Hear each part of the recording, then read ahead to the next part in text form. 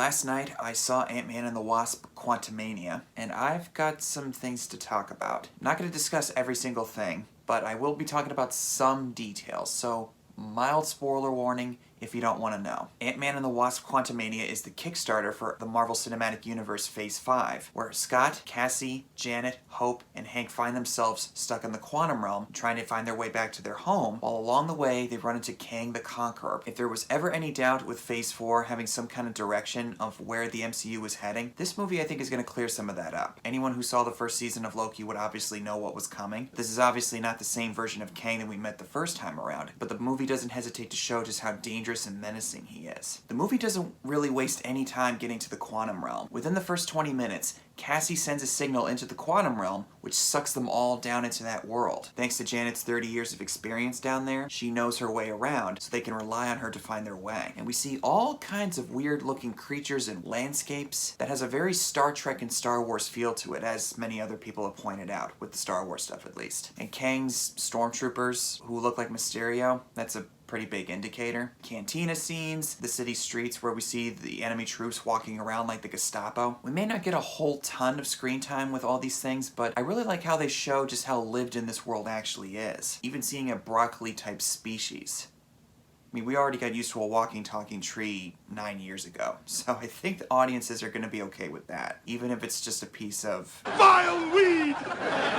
Bill Murray has a really funny scene, and it's another way of famous actors trying to dip their toe into this universe, which I assumed with Bill Murray's style of humor, it was inevitable he was going to be thrown in there, and for a good measure. Scott is now viewed as a hero by the people of San Francisco due to his part in the Avengers fighting against Thanos in Endgame. He's written a book, which he listens to the audiobook of in his car. A bit self-indulgent, but whatever. Now that he has a chance to live his life again with his daughter, since spending so much time in prison, I think it's pretty reasonable that he would kind of soak in and bask in all the attention and positivity coming his way. Cassie actually gets to do some jail time in some capacity, like father, like daughter, where she was helping out certain people that were left homeless after the blip, but also turns out to be very clever and smart, just like her dad is, when she was able to create all this technology with the help of Janet and Hank. It doesn't really get a lot of attention, but I do like seeing the family dynamic with Hope, her parents, and Scott and Cassie. Every one of them has been dealt a serious bad hand, and now they finally have a chance of happiness. Very brief, but I did like seeing it. It's really the first act until about maybe midway through the second act where I thought the film was kind of meandering and trying to find its footing. I didn't think it was bad necessarily, but I was starting to think, okay, where is this going? What are we doing here? But then certain characters start alluding to Kang, who's the overall ruler of this land that they're living in. And eventually when he's introduced, that's when the movie really picks up. Everybody's talking about Jonathan Majors, and I don't want to keep using the same old song and dance, but whether you like it or not,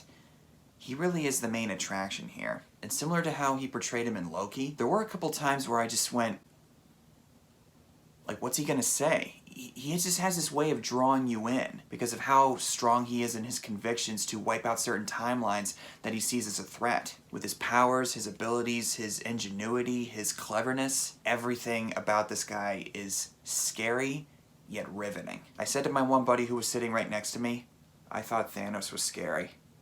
This guy is worse. The film wisely doesn't show you his full potential with his powers. It gives you just enough of an idea of what this guy's capable of, because obviously there's different variants out there, as we saw explained in the Loki show. You want to give audiences a taste, but not the full meal. This, I think, in a lot of ways was an appetizer.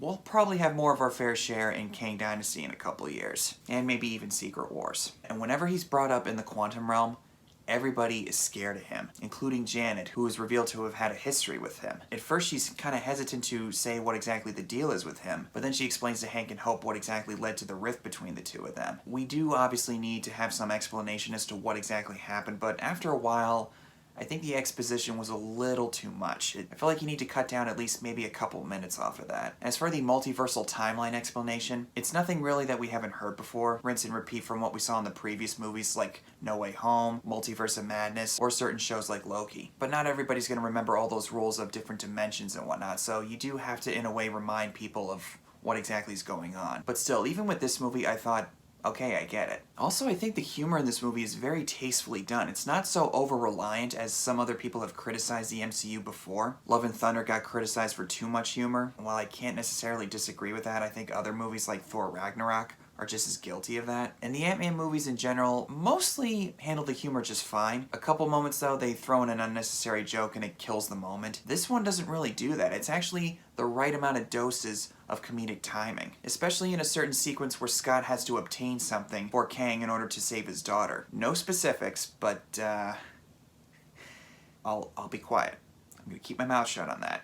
Funny, but also kind of trippy as well. That's all I'll say about that for now. Since I mentioned Michelle Pfeiffer, I really like that she has more to do. Given her knowledge of the quantum realm, we see more of what exactly she was doing during that 30-year time span. Her knowledge of this place helps her and her family get through certain situations that they wouldn't really know otherwise. I do wish we had more time with her and Hope, though. I feel like there was some potential of them bonding over how they never really were able to reconnect, how she was trying to protect her from certain things that she saw while in the quantum realm, but a lot of that stuff falls by the wayside. And Evangeline Lilly, once again, nothing against her personally. She plays the part fine, but Hope Van Dyne is still not given anything to do other than just beat up certain bad guys and be a badass and all that stuff. That's really what her character is in these 3 movies. She's just there. If anything, I think she's probably given the most material in the first one, and that's why I argue the first Ant-Man still has the edge of all 3 of them. There's a whole lot of stuff that I could talk about, but I don't want to go too deep into it right now. I might do a spoilerific video. Want to wait for more people to see it so that way I can get my thoughts out, even though I have seen other YouTubers like New Rockstars or Sean Chandler doing spoiler videos. But in case some of you guys haven't already, I just want to give you guys more time to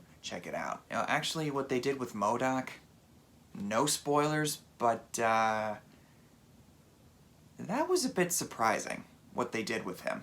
It was humorous, and I think it fit the overall tone, but some of the effects they did with him, they were kind of off, and some of the humor didn't quite stick for me. Gonna try to save as much as I can for the spoiler video, but I will say this about the 2 post-credit scenes. If you don't want to know what I'm about to say, just skip ahead to this timestamp. As it usually goes in the MCU, the mid-credit scene is supposed to set something up for the next one, or the last one a lot of times is a joke or a tie-up of a loose end. Both of these scenes have to do with Kang. The first one, all these variants of Kang get word of what happened with Kang and his fight against Scott Lang, and they're all preparing for a multiversal uprising. All the different variations of Kang are all very unique in their personalities, but it's a fantastic way of showing you just how scary this guy actually is. And the post-credit scene, Kang in the 1920s talking about time and how it's not exactly linear. Agent Mobius and Loki are in the audience watching him, an obvious setup for Loki season 2. You made it sound like this guy was scary. Mobius, he is. If Loki says that this guy is scary,